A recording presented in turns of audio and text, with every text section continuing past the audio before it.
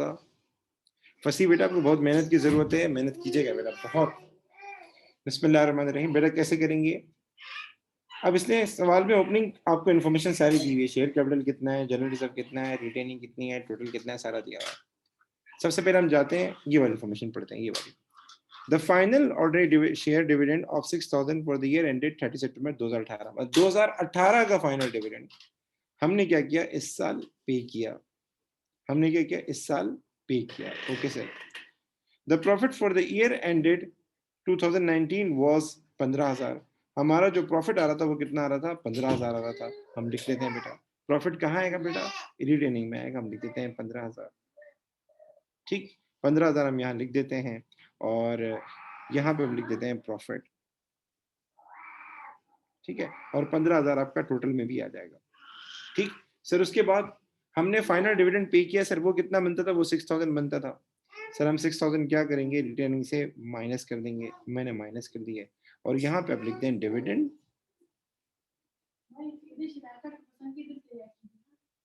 Paid और bracket में लिखे फाइनल। ब्रैकेट में लिखे फाइनल। ये 6,000 आपने क्या करना है, यहाँ से भी माइनस कर देना। यहाँ तक बात क्लियर है बेटा? सर इसके बाद कह रहा है on 30 September 2019 a transfer of 5,000 was made to general reserve. Sir transfer हो रहा है तो सर हम क्या करेंगे, रिटेन अर्निंग से इसको माइनस करेंगे सर, माइनस करेंगे सर। और दूसरा 5,000 कहाँ लिखेंगे सर, हम जनरल रिजर्व में जाके उसको लिख देंगे। यहाँ ब्रैकेट में यहाँ लिख दें ट्रांसफर टू जनरल रिजर्व। इसका टोटल पे कोई इंपैक्ट नहीं पड़ेगा, इसका टोटल पे कोई इंपैक्ट नहीं पड़ेगा सर। सर अब क्या होगा सर, अब आप टोटल कर ले सर, अब आप टोटल कर लें। ये हो जाएगा 1,50,000। ये हो जाएगा, अच्छा ये मैंने माइनस कर दिया, हम हाँ माइनस नहीं करना बेटा। ये हो जाएगा हमारे पास कितना, 5 + 7,000 12,000 हो जाएगा।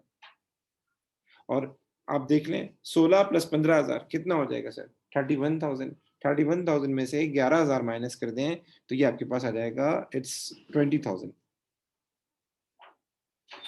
और इन सब का टोटल कर लें आप, 1,50,000 12,000 और प्लस 20,000, इन सब का टोटल करेंगे तो हमारे पास जो टोटल इक्विटी आएगी, टोटल इक्विटी आएगी वो आएगी 1 लाख। यार ये तो मेरे पास 82 आ रहा है यार, हाँ 1,82,000। सर मैंने डिविडेंड रिटेनिंग में माइनस किया थे लेकिन टोटल से माइनस नहीं किया, करना चाहिए ना टोटल से माइनस, ऐसा नहीं करें ना बेटा। ठीक है गाइस, तो यहां तक मेरी बात क्लियर हो रही है, सबको समझ में आ रहा है बेटा कि ये 182 कैसे आया बेटा? ठीक है, यहां तक मेरी बात क्लियर है सबको? यस सर लिख दें अगर समझ में आ रहा हो। ओके, इसका अगला पार्ट आप लोगों ने करना है, मैं नहीं कराऊंगा बेटा। अगले पार्ट में क्या कह रहा है, वो कह रहा है नॉन करंट एसेट दिए हुए उसने, प्रोविजन फॉर डेप्रिसिएशन दिया हुआ है, इन्वेंट्री दी हुई है, एसओएफपी बनानी है। ये आप लोगों ने करनी है, ये आपका होमवर्क है। इसकी एसओएफपी क्या है बेटा, आपका होमवर्क है। इसकी एसओएफपी आपका होमवर्क है। ठीक है, तो इसकी एसओएफपी कर लीजिएगा, होमवर्क लिख लें अपने पास अभी से।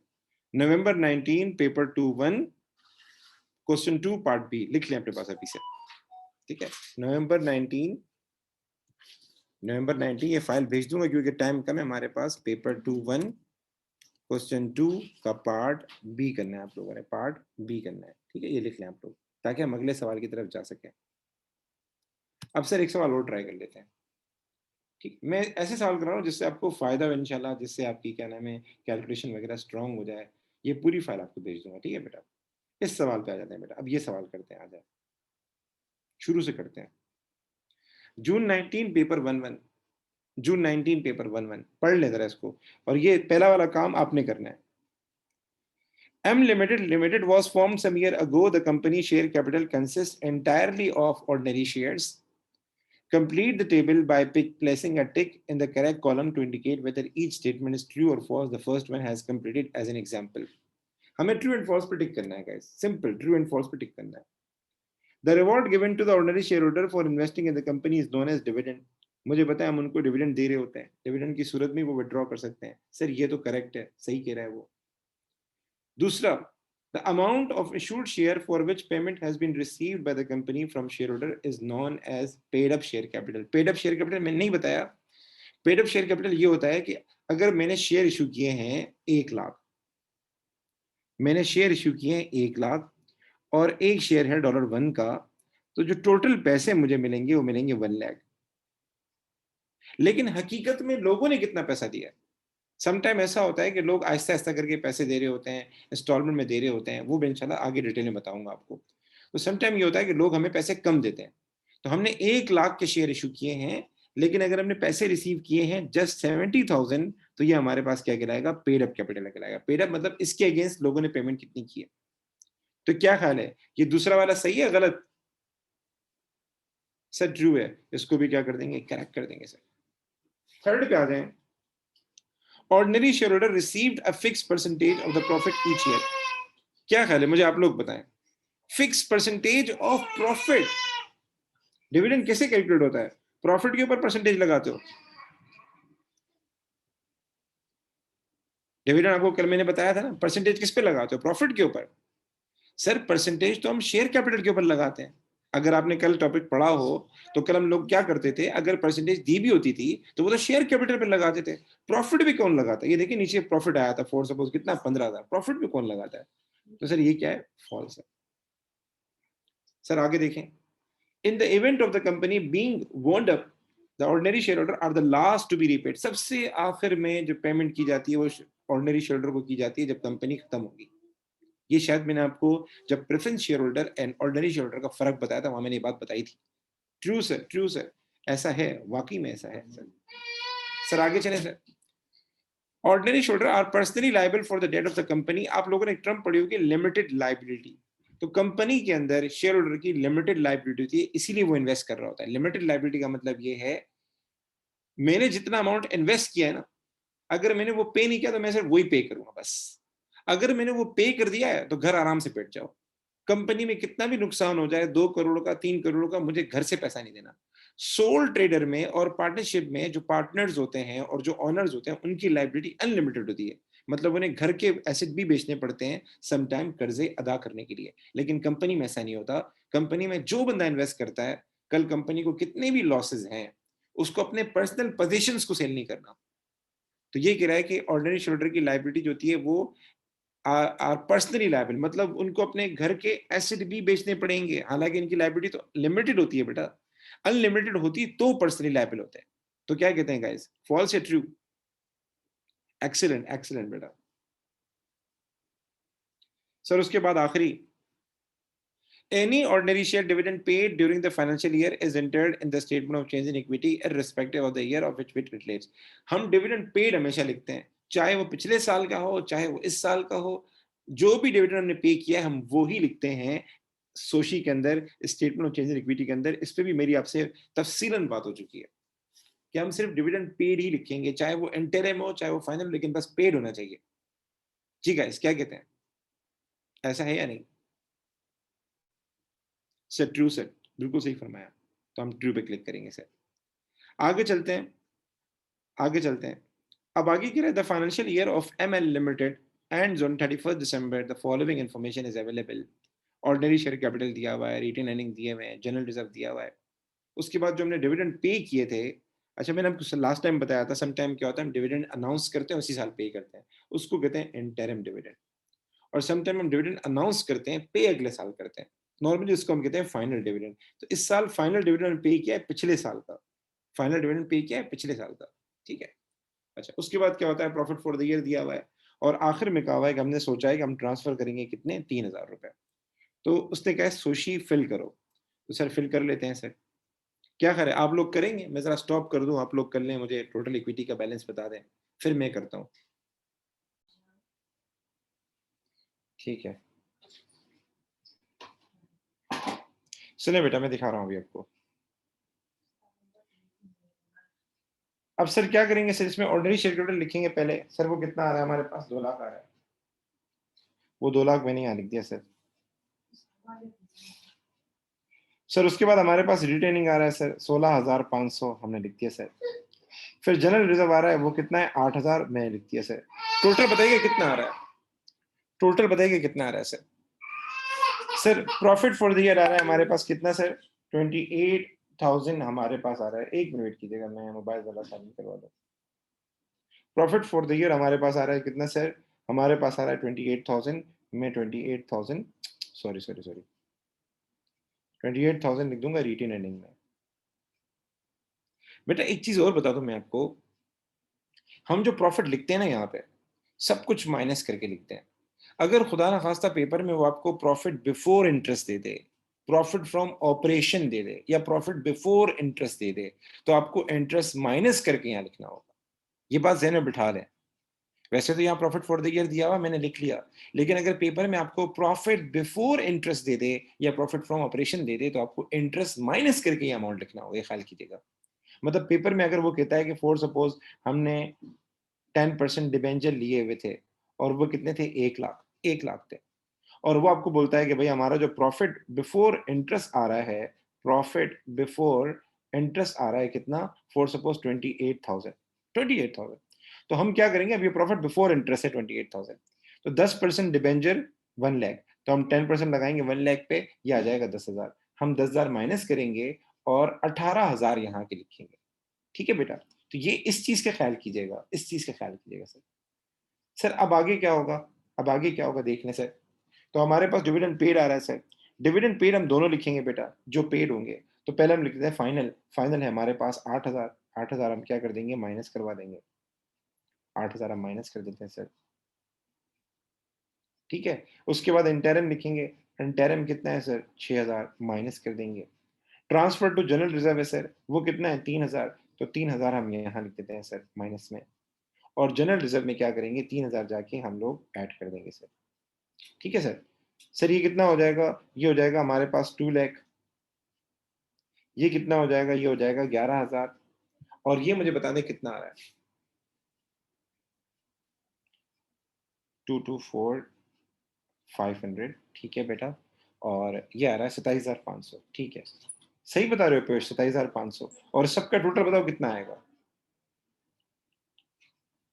और ये वाला कैसे फिल करेंगे, यहाँ लिखें 28,000, ठीक है, यहाँ क्या लिखें 8,000, यहाँ क्या लिखें 6,000, और इसका कोई इंपैक्ट नहीं आता। एमसीक्यू भी आ सकता है आपके सामने कि क्या इंपैक्ट पड़ेगा, क्या इंपैक्ट पड़ेगा जनरल रिजर्व ट्रांसफर का। तो टोटल इक्विटी पे जनरल रिजर्व का कोई भी इंपैक्ट नहीं पड़ता, लिख लें अपने पास, टोटल इक्विटी पे जनरल रिजर्व का ट्रांसफर का कोई इंपैक्ट नहीं पड़ता। सर ये टोटल आ जाएगा 241,500।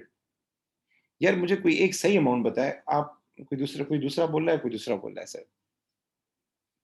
238,500 है या 238 है, ठीक है बेटा, तो हम लिख लेते हैं बेटा 238,500, ये हमारे पास आ जाएगा, टोटल अमाउंट आ जाएगा, टोटल इक्विटी आ जाएगा। यहां तक बात क्लियर है मेरी सबको। फातिमा बेटा आके आपको मेरी बात क्लियर है।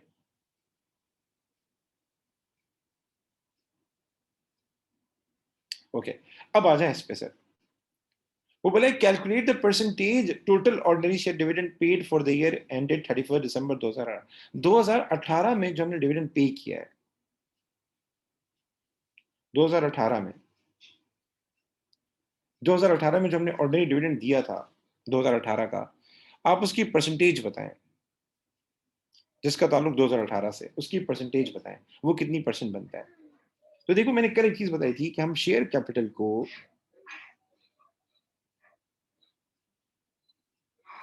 मल्टीप्लाई करते हैं परसेंटेज के साथ, तो हमारे पास डिविडेंड आ जाता है,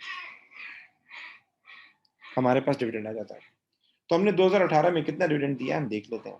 जो 2018 का है, 2017 का नहीं, 2018 का है, वो 6,000 है, जिसका ताल्लुक 2018 से, वो कितना है सर, 6,000 है। फिर भी आप इसकी मार्क स्कीम चेक कीजिएगा, वो 6,000 है, मैं 6,000 लिख देता हूँ सर। ठीक है, अच्छा जी। उसके बाद शेयर कैपिटल कितना है, शेयर कैपिटल आपके पास ये रहा 2 लाख, तो हम 2 लाख लिख देते हैं सर।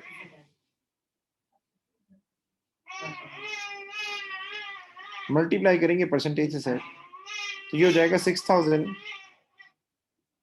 डिवाइडेड बाय 2 लाख, और जब परसेंटेज फाइंड करनी होती है तो मल्टीप्लाई बाय 100 भी कर देते हैं सर। तो सर ये कितना आ जाएगा, ये आ जाएगा हमारे पास 3% आ जाएगा, 3% आ जाएगा। यहां तक मेरी बात क्लियर है, लेकिन इसकी मार्क स्कीम आप फिर भी चेक कीजिएगा। सर अगर फाइनल डिविडेंड भी 18 का होता तो वो भी, जी जी वो भी हो जाता, अगर हमने पे, अगर वो दिया तो वो भी प्लस हो जाता इसमें। जी बिल्कुल सही फरमा, बिल्कुल सही फरमा रहा है। अच्छा जी, उसके बाद वो बोल रहा है प्रेफरेंस शेयर की 3 बातें बताओ, डिबेंचर की 3 बातें बताओ। तो ये मैं आपको आखिर में बता रहा हूँ, थोड़ा वेट कर लें, मैं आपको आखिर में बता रहा हूँ। हम जरा इसको पढ़ लेते हैं, जरा ये जरा चीज पढ़ लेते हैं। Complete the table to indicate the effect of raising the fund from an issue of 5% debenture on 1 जनवरी 2019। तो सीन क्या हुआ है, यहां देखें जरा, इस लाइन को पढ़ें। कंपनी को पैसों की जरूरत है, 1 लाख रुपीस की जरूरत है। कंपनी सोच रही है या तो मैं प्रेफरेंस शेयर इशू करूं या मैं डिबेंचर इशू करूं, मतलब या तो कर्जा लूं या प्रेफरेंस शेयर इशू कर दो, 2 तरीके हैं। तो नीचे वो कह रहा है कि जो 1 लाख रुपए में चाहिए, अगर हम इशू करते हैं डिबेंचर्स को तो उसका क्या इम्पैक्ट पड़ेगा मुख्तलिफ चीजों के ऊपर। तो जाहिर बात है पैसा आएगा, पैसा आएगा तो हमारे पास क्या होगा, बैंक में कैश इंक्रीज हो जाएगा 1 लाख रुपए से। अच्छा जी, अब आगे आ जाए बेटा। Effect on non current liabilities, अगर हम डिबेंचर इशू करते हैं मतलब कर्जा लेते हैं तो नॉन करंट लायबिलिटी पे कितना इंपैक्ट पड़ेगा। 1 लाख रुपए का हमें कर्जा चाहिए, 1 लाख रुपए का कर्जा चाहिए, 1 लाख रुपए का कर्जा चाहिए। मैं लिख देता हूँ सर, नॉन करंट लायबिलिटी में हमारे पास क्या होगा, ये भी बढ़ जाएंगे 1 लाख रुपए से। नॉन करंट लायबिलिटी भी क्या हो जाएंगी हमारे पास, 1 लाख रुपए से क्या हो जाएगा, बढ़ जाएंगी। ठीक है sir. Effect on working capital, sir working capital क्या होता है समझा दें। बेटा वर्किंग कैपिटल जो होता है वो होता है current asset minus current liabilities. जितने भी करंट एसेट होते हैं उसमें से करंट लायबिलिटी माइनस कर दें, वो वर्किंग कैपिटल कहलाता है। बेटा थोड़ा गौर से, बेटा फंसी, बेटा जल्दबाजी नहीं करें। Accounts is very important paper, जल्दबाजी नहीं करें। ठीक है। जब हमने ये कर्जा लिया, जब हमने कर्जा लिया तो इसकी एंट्री ये की होगी, देख लें हमने बैंक को किया होगा डेबिट, कितने से, 1 लाख रुपए से। और जो नॉन करंट लायबिलिटी है मतलब जो हमारा डिबेंचर है उसको हमने किया है क्रेडिट। वैसे डिबेंचर को क्रेडिट करेंगे लेकिन मैं समझाने के लिए लिख रहा हूं नॉन करंट लायबिलिटी। तो सर वर्किंग कैपिटल में आता है करंट एसेट। तो हमारे पास बैंक बढ़ रहा है, बैंक बढ़ रहा है, तो व्हाट डज दिस मीन, हमारा करंट एसेट क्या होगा, इंक्रीज होगा। हमारी नॉन करंट लायबिलिटी बढ़ रही है, करंट लायबिलिटी नहीं बढ़ रही, नॉन करंट, करंट लायबिलिटी नहीं बढ़ रही। अगर करंट लायबिलिटी भी बढ़ती तो फिर तो नो इफेक्ट हो जाता। जैसे समटाइम क्या होता है, बिजनेस परचेजेस करता है तो परचेज करने से करंट एसेट बढ़ जाता है, इन्वेंट्री बढ़ जाती है, लेकिन साथ में लाइबिलिटी भी बढ़ जाती है, यानी करंट लाइबिलिटी बढ़ जाती है, फिर तो नो इम्पैक्ट हो जाता है। तो वर्किंग कैपिटल के सिर्फ करंट एसेट पे इम्पैक्ट पड़ रहा है। लोन लेने से, डिबेंचर लेने से करंट एसेट पे इम्पैक्ट पड़ रहा है, करंट एसेट हमारे इंक्रीज हो रहे हैं। तो मुझे बताएं वर्किंग कैपिटल क्या होगा, इंक्रीज होगा डिक्रीज होगा सर, इंक्रीज होगा सर। और कितने से होगा, 1 लाख से होगा। ठीक है, 1 मिनट रुकिएगा, मैं कॉल आ रही है, मैं जरा साइलेंट कर रहा हूँ सर नजम की, जब तक आप। ठीक है, यहाँ तक मेरी बातें क्लियर है सर बेटा, कि यहाँ इसका नो इम्पैक्ट होगा क्योंकि 1 लाख रुपए इशू करने से हमारी लाइबिलिटीज में भी इजाफा होगा, हमारे एसेट में भी इजाफा होगा, तो नो इम्पैक्ट। और प्रॉफिट पे क्या होगा, 1 लाख का 5% निकालें, ये आ जाएगा 5,000, हमारा प्रॉफिट क्या होगा, रिड्यूस होता रहेगा हर साल। अच्छा जी, ठीक है, ये थ्योरी नजर आ रही होगी आपके पास। तो थ्योरी में एक तो जनरल रिजर्व है, जनरल रिजर्व क्या होता है और जनरल रिजर्व का काम क्या होता है, ये आप देख लें एक नजर, ये मैं आपको रात की क्लास में आके समझा दूंगा क्या काम होता है, क्या मकसद होता है। एक तो जनरल रिजर्व, इसको अच्छी तरह देख लें। दूसरी बात थ्योरी में क्या होता है, आपको ये चीज बहुत देगा, ordinary shares and preference share के दरमियान फर्क बताएं। ऑर्डिनरी शेयर के दरमियान क्या, ऑर्डिनरी शेयर क्या होता है ये मैंने यहाँ लिखा है, प्रेफरेंस शेयर क्या होता है ये मैंने यहाँ लिखा हुआ है। और इसी तरीके से प्रेफरेंस शेयर एंड डिबेंचर का फर्क बताएं, वो मैंने यहाँ मेंशन किया हुआ है। तो थ्योरी में एक तो ये चीज बहुत आएगी, ऑर्डिनरी शेयर, प्रेफरेंस शेयर। और आजकल तो ये सवाल भी आ रहे हैं कि एडवाइस करें, हम लोन दें नहीं दें या शेयर इशू करें, ये सवाल भी आ रहे हैं, वो मैं आपको समझा दूंगा सर। इसके अलावा ये सारा ए लेवल का मटेरियल है, मैं सेट करूंगा आप लोगों के लिए। ठीक है, अच्छा जी। डिबेंचर क्या होता है, डिबेंचर की डेफिनेशन, डिबेंचर में क्या क्या बातें आती हैं, ये मैं आपको बता दूंगा। ठीक है, अच्छा जी। उसके अलावा पेपर में जो अगला सवाल आता है थ्योरी के अंदर वो ये आता है, ये बताएं हमारे पास अथोराइज शेयर कैपिटल क्या होता है, इशूड कैपिटल क्या होता है, कॉल्ड अप कैपिटल क्या होता है, पेड अप कैपिटल क्या होता है, ये बताएं। ये रात की क्लास में मैं आपको बताऊंगा, आप जब तक ये पढ़ लीजिएगा। ठीक है, तो ये फाइल मैं आपको भेज रहा हूँ अभी। ठीक है, ये आप गो थ्रू कर लीजिएगा। ठीक है बेटा, एनी क्वेश्चन, एनी क्वेश्चन। सवाल की फाइल भी मैं भेज दूंगा, सवालात कर लीजिएगा। देवदास मुझे सवाल लिख के भेज देना कौन कौन से वाले, ताकि मैं बच्चों को गाइड कर दूं। ठीक है बेटा, एनी क्वेश्चन बेटा।